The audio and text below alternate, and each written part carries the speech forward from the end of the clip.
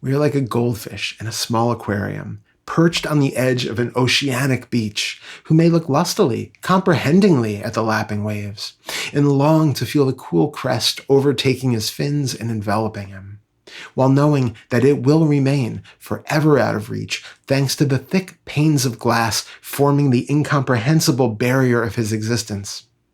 Whether he fully understands the nature of their build, like they certainly don't care of his unique nature, he is nonetheless unable to penetrate the panes, neither with intellect nor physicality.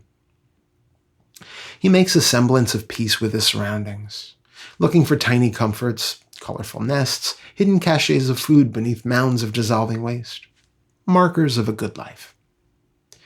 As the sky clouds over and thin, cold drizzle of an autumn evening commences, though he is not immediately aware, the water is rising.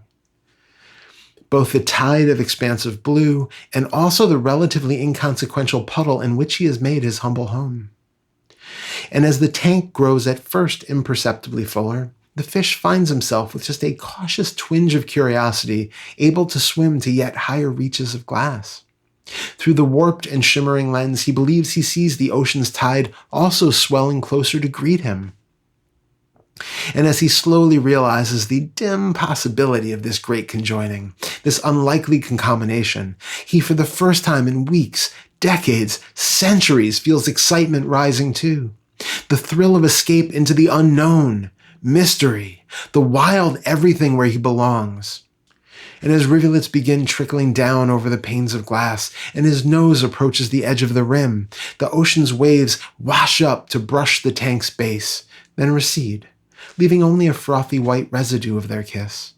If he's going to do this, his timing must be perfection, or else he'll perish on the drying sand, or 20 years later in the tank. And what would be the difference? What would it matter? Do 20 miserable years equal a single day of blissful coherence?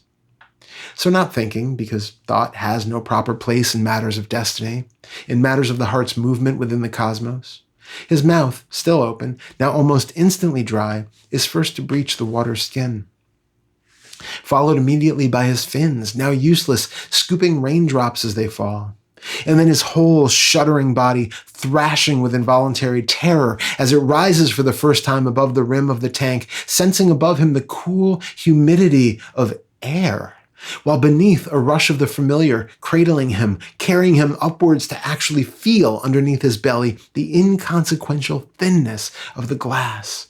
After all these millennia, a humorous, depressing realization.